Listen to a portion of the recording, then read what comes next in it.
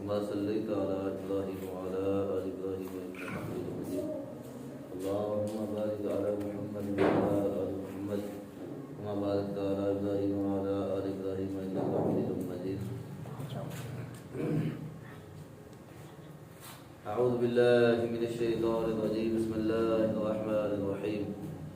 هو الذي خلق لكم ما في الأرض جميعا ثم استوى إلى السماء فسواهن سبع سماوات وهو بكل شيء عليم. اللہ وہ ذات ہے کہ جس نے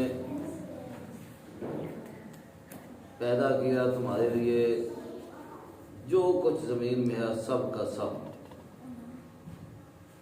ثم استوى إلى السماء پھر وہ مستوی ہوا آسمانوں کی طرف.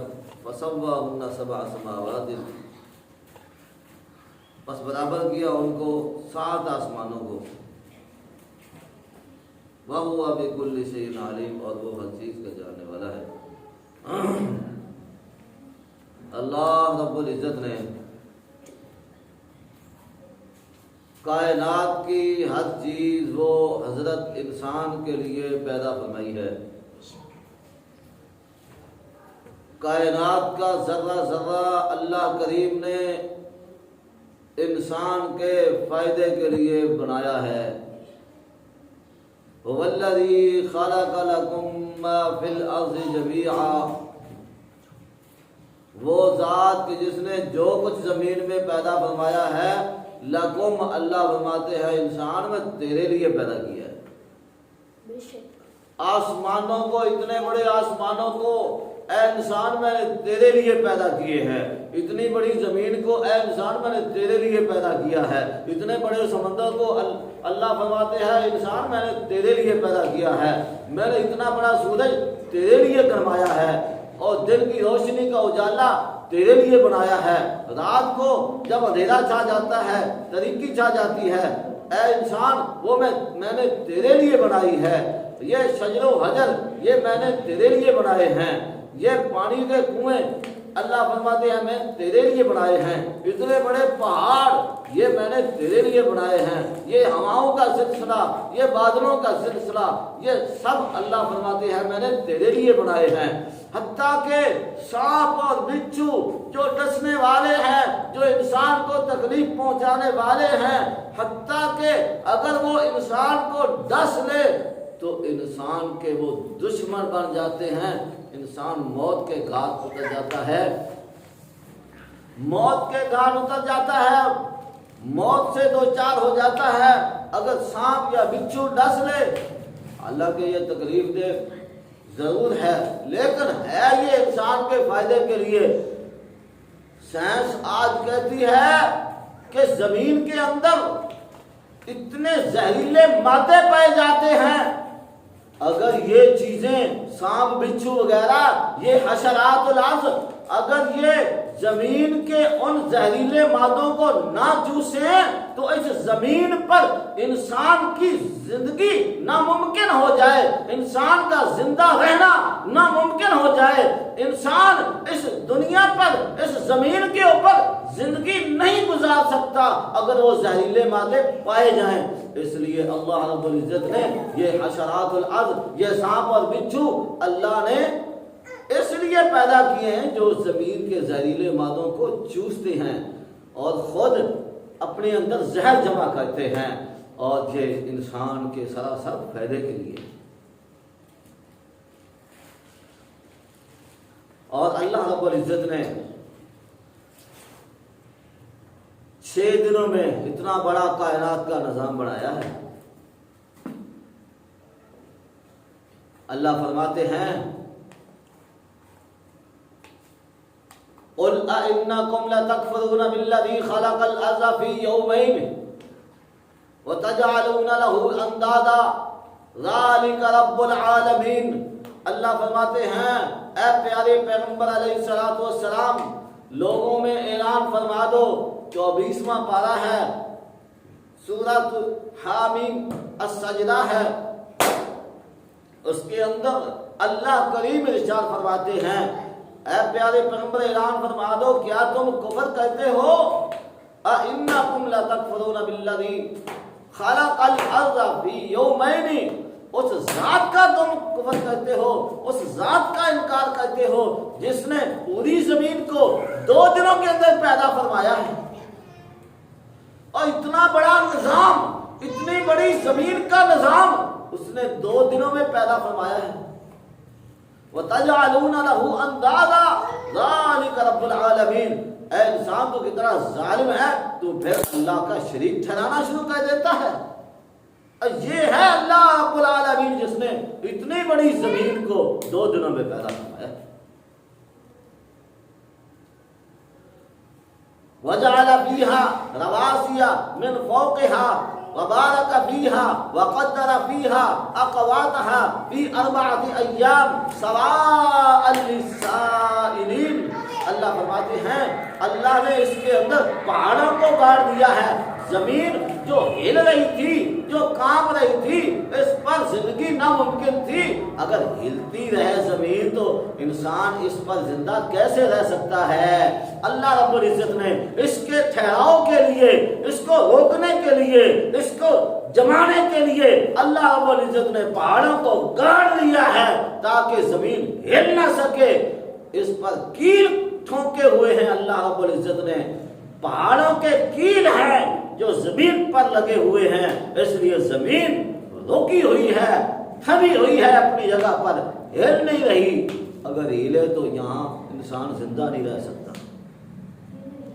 اللہ فرماتے ہیں وَجَعَلَ فِيهَا رَوَاسِيَ مِنْ فَوْقِهَا وَبَارَكَ فِيهَا وَقَدَّرَ فِيهَا، اور اتنی بڑی اللہ رب العزت نے زمین کے اندر نباتات، جمادات اور اللہ نے کیا کیا زمین کے اندر پیدا فرما دیا ہے، کائنات کا ذرہ ذرہ اللہ فرماتے ہیں میں نے تیرے لیے پیدا کیا، یہی زمین ہے۔ وَبَارَكَ فِيهَا وَقَدَّرَ فِيهَا، اللہ رب العزت نے اس زمین کے اندر تیرے لیے برکتیں نازل فرما دی ہیں۔ تو بیج ایک بوتا ہے اور جب وہ پودا بن کر تجھے دیتا ہے تو 100 دانے تجھے ملتے ہیں۔ ایک دانے کی بجائے تو بوتا تو ایک دانہ ہے، تو بیجتا تو زمین کے اندر ایک دانہ ہے، ایک دانہ بوتا ہے، ایک دانے کے بدلے اللہ تجھے 100 دانے 700 دانے دیتا ہے۔ یہ برکت نہیں ہے تو اور کیا ہے؟ وَقَدَّرَ فِيهَا أَقْوَاتَهَا، اس زمین کے اندر اللہ رب العزت نے ساری مخلوقات کی روزی کا بندوبست کیا ہے، ساری مخلوقات کی کھانے کا، غذاؤں کا بندوبست کیا ہے۔ جو آسمانوں سے پانی نازل ہوتا ہے، بارش نازل ہوتی ہے، زمین لہلہانا شروع ہو جاتی ہے اور ہر قسم کی انگوری اوپر آ جاتی ہے اور زمین سرسبز و شاداب ہو جاتی ہے، ہر قسم کا پھل عام ہو جاتا ہے، اللہ کی رحمت کا نزول ہوتا ہے، ہر طرف برکتیں ہی برکتیں آ جاتی ہیں اور کھیتیاں لہلہانا شروع کر دیتی ہیں، پھر کھیتیوں کا پھل بھی بڑھ جاتا ہے۔ وَبَارَكَ فِيهَا وَقَدَّرَ فِيهَا أَقْوَاتَهَا فِي 4 أَيَّامٍ سَوَاءً لِلسَّائِلِينَ، 2 دنوں میں زمین کو پیدا کیا اور جو اس کے اندر باقی چیزیں اللہ 2 دنوں میں وہ پیدا فرما کے اللہ فرماتے ہیں یہ ساری چیزیں میں نے 4 دنوں میں پیدا کی ہیں۔ کتنے دنوں میں؟ 4 دنوں میں پیدا کی ہیں۔ 4 دنوں میں 2 دنوں میں زمین کو پیدا کیا ہے اور 2 دنوں میں باقی چیزوں کو بھی 4 ایام، 4 دنوں میں ساری چیزوں کو پیدا کیا ہے، زمین اور اس کے اوپر جو بھی چیزیں ہیں، اس کے ساتھ جو بھی چیزیں ہیں، ان کو اللہ رب العزت نے 4 دنوں میں پیدا کیا۔ سواء للسائلین، ان سوال کرنے والوں کا جواب پورا ہو گیا ہے۔